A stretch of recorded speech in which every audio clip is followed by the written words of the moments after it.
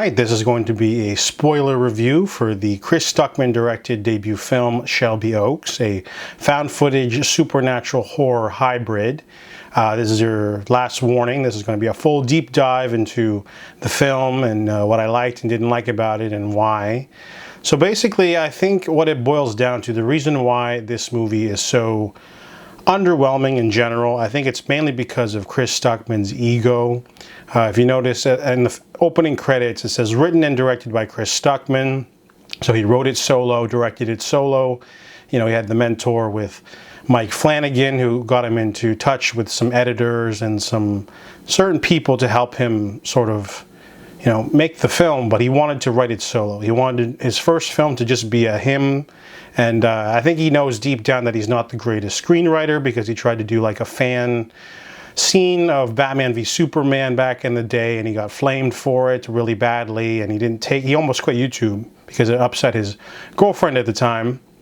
So he does have a bit of a weakness there, but if you bring on someone to help you write the screenplay and make it a little bit better, then it doesn't say written and directed by Chris Stuckmann in the credits. It says written by Chris Stuckmann and Joe Blow, and then directed by Chris Stuckmann. He wanted the full written and directed credit, and I think that really held him back a little bit.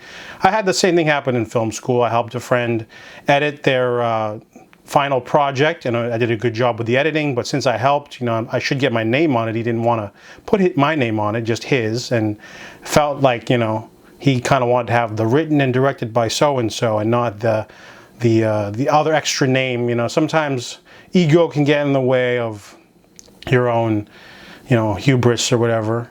So anyways, this movie, I think the reason why, for me, I didn't quite enjoy it was because I thought it would be a found footage film. The first 30 to 35 minutes is a homage to Lake Mungo, basically, and you can see all the different influences of horror films that Chris has stuck into his film. The beginning's like Lake Mungo, then it turns into a normal movie, and then we have a little of a homage to The Ring, and there's a little bit of Hereditary and Blair Witch in there. So the opening has a lot of world building, I felt. I really dug the beginning. It was a very intriguing premise because we get to find out about Riley Brennan and why she disappeared.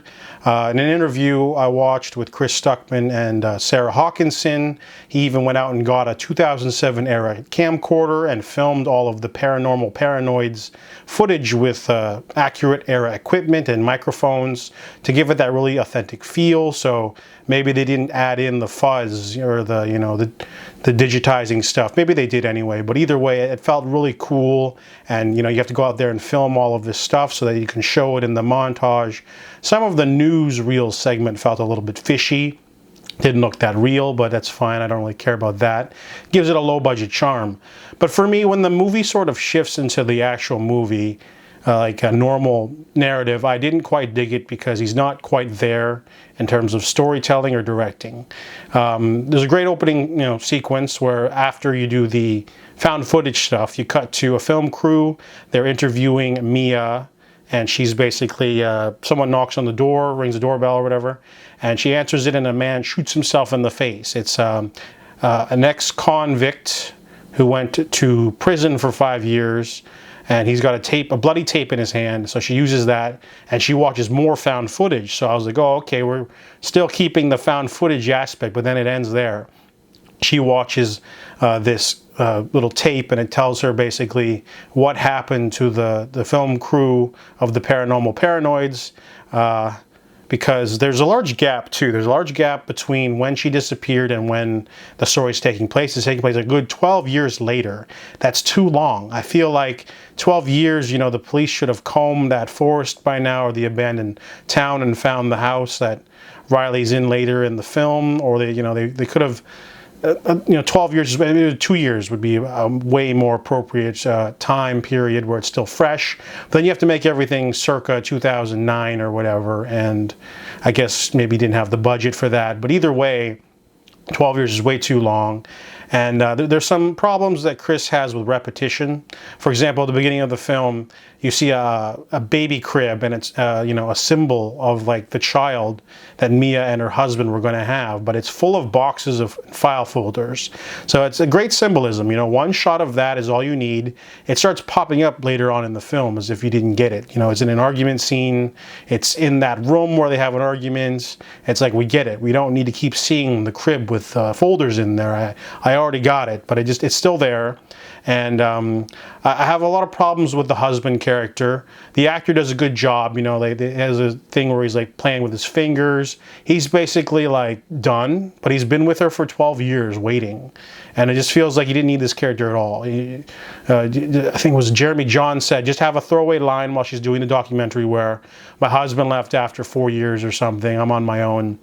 Because all of the dramatic tension with the two of them fighting doesn't really mean anything. You could easily cut that and it wouldn't change anything. He doesn't add anything to the film.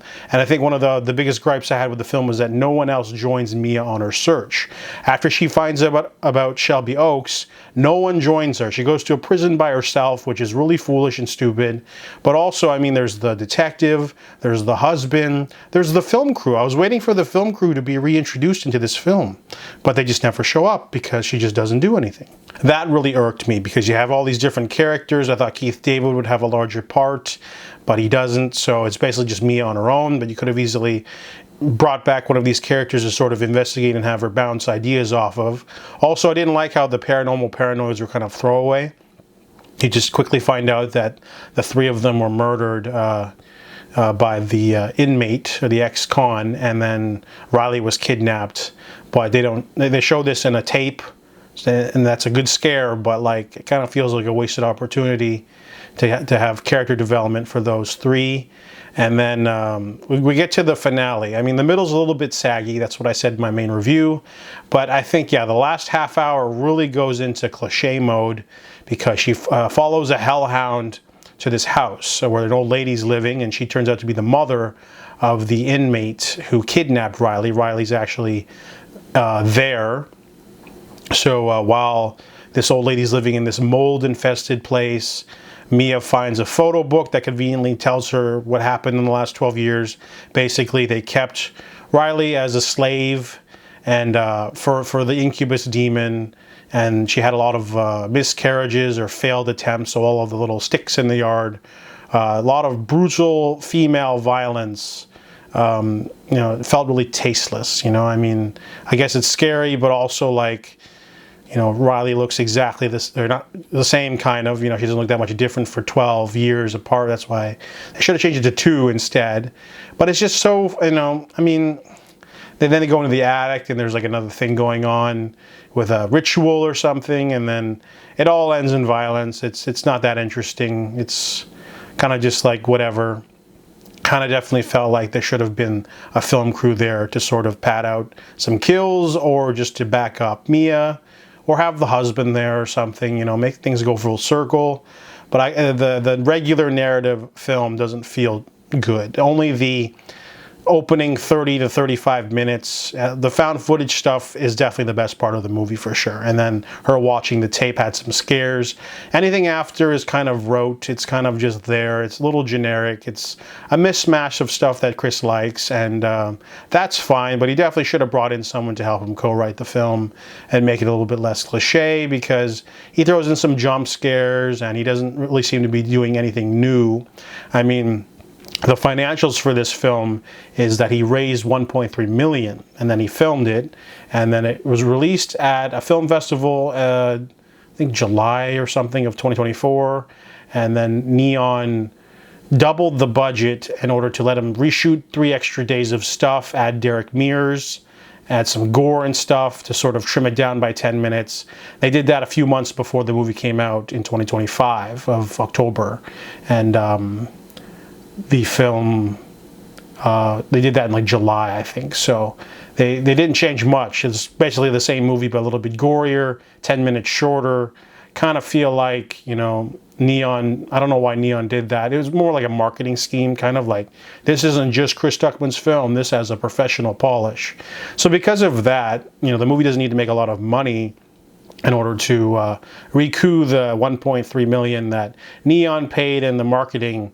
But if this doesn't do super well and give Chris an influx of cash, then he's going to have trouble financing a second film with the mixed reviews of this one, because this isn't like a amazing, shocking, amazing, grab you by the throat. This is me. I'm Chris Stuckmann, YouTube movie review critic, and now I'm here to like knock your socks off, man. It's more like a soft serve, kind of like, I made a movie and it's okay.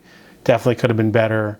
So there's a couple of other gripes a lot of other people have, like Mia having blood all over her face for most of the movie at the beginning, and her going to places alone, and just the cliches, and the goofy looking CGI dogs. I didn't really notice that too badly, but definitely lacked the usage of the side characters for me.